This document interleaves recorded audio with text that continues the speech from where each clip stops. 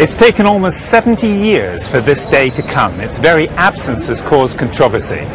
But on a warm and muggy morning in the capital, we witnessed the most poignant dedication ceremony.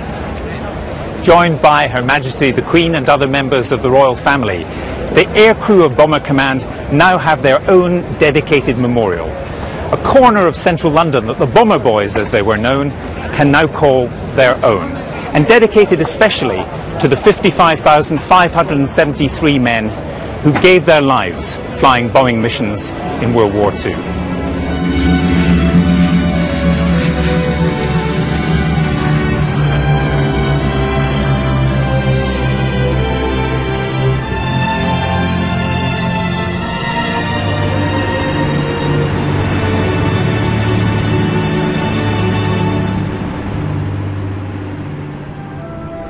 Central London, and despite the usual city business all around us, there is already a certain calm descending on this corner of Green Park. Some 7,000 people have made the journey here from all points of the United Kingdom, and from as far afield as Australia, New Zealand and Canada. A pilgrimage to remember comrades, brothers, fathers, grandfathers, the 125,000 young men who volunteered to serve in Bomber Command, almost half of whom were to die in the war. Today is the day that the countless acts of bravery during almost 390,000 Second World War bombing sorties will be forever recognised and honoured. Well, it's a day that more than 55,000 aircrew were never destined to see. It's an event that many believe should have happened decades ago. A delay due in part to controversy over the role of the bomber itself and the civilian casualties inevitably inflicted on both sides. But now is the day when all thoughts turn to the bravery and the sacrifice of the Bomber Boys themselves. Those still living, those who perished in the war, and those that have since passed on. This is their day, at last. At the height of the Battle of Britain, in September 1940, Winston Churchill wrote, "The fighters are our salvation, but the bombers alone provide the means of victory." It was, quite simply, an extraordinary responsibility that fell on such young shoulders. My name is Harry Irons.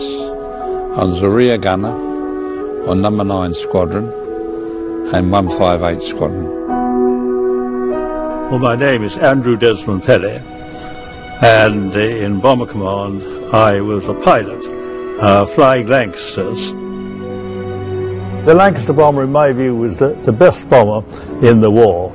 And as you can see from all those marks up there, this aircraft did a lot of trips. 100 trips. Yep, and I was lucky enough to be the pilot up there, and you, poor chap, were out of the back. And you had a nice warm seat, and we was in the back, frozen stiff. But the pilot never sympathised with us.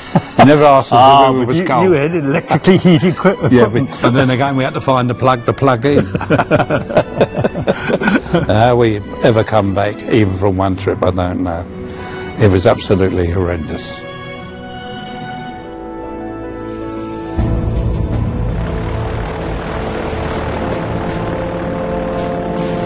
Bomber Command was the aggressive arm of the British Armed Forces. There was no other way of reaching out and hitting Germany. And from the beginning of the war to the very end, virtually every day of the war, Bomber Command was in action, striking at Germany. I joined up in 1940. I told them I was 17 and a quarter, but I lied. I was only 16.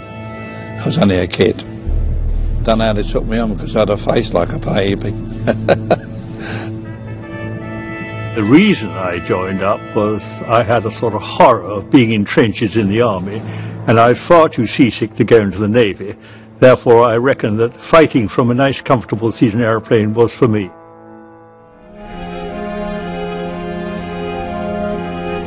When you was waiting for the trucks to take you out to the bombers, nobody spoke. All the crews were looking at each other and wondering who was going to be next. My first bombing trip was to Dusseldorf. As we crossed Holland, the bomb aimer said, "Target ahead, skipper." And I swung the turret round and I had the fright of my life. Facing me was one huge, massive explosion of shells. And I thought to myself, surely we're not going to go through that. And we did. We got buckled and jumped and barreled about. And they frightened the life out of me. On our last operation, we were approaching the target and a fighter got underneath us and with upward firing guns set fire to all our petrol tanks. 3 of my crew were killed. The rest of us got out safely and landed after parachuting out and were taken prisoner within a few days. At the end of the war, it became clear that Germany had been laid waste from end to end. All the cities were in ruins, hundreds of thousands of civilians had been killed, and this was something that sat uneasily with the Allies' narrative of how the war was won. So politicians, led by Churchill, and to a certain extent the British public, wanted to forget about the bombing campaign, and by extension the men who'd actually carried it out. It was definitely a kick in the teeth, yeah. It was completely forgotten. They were not mentioned, they were not recognised. Our commanding officer, Bomber Harris, he went off without any form of awards. No one can take away from Bomber Command the fact that they made a huge contribution to the Allied victory. The losses were absolutely colossal. There was no activity that you could do as a military man in the Second World War on the Allied side that compared with the dangers you were going to face in Bomber Command. Obviously, I shall think of those who did not return, not only of my own crew, but many of my friends as well. That is exactly what the memorial is all about, for those brave lads that never made it. And believe me, they suffered terrible.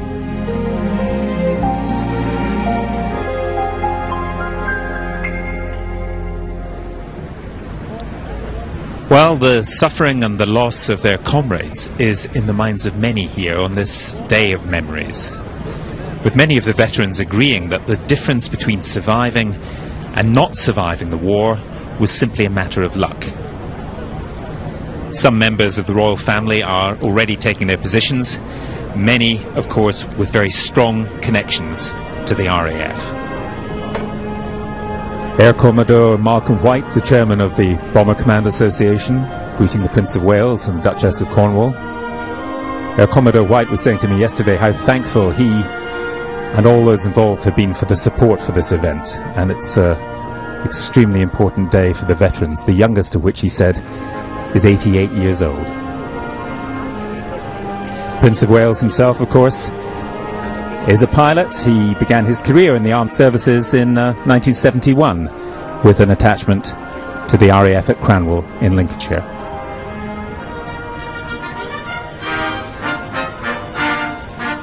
Well, this comes after a hugely busy few weeks for Her Majesty the Queen, who has been visiting all parts of the United Kingdom as part of the Jubilee celebrations.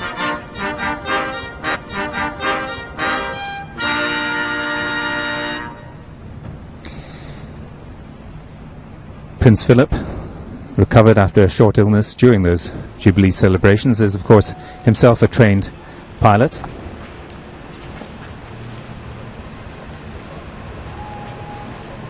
Her Majesty meeting Malcolm White there.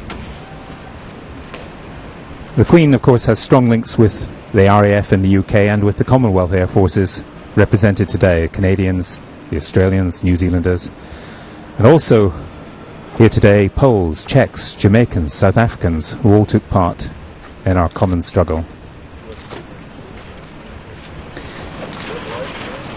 Prince Philip, of course, clocked up some 6,000 hours flying from 1952, when he got his wings, to 1997. And the Queen's own father, King George VI, joined the RAF in 1918.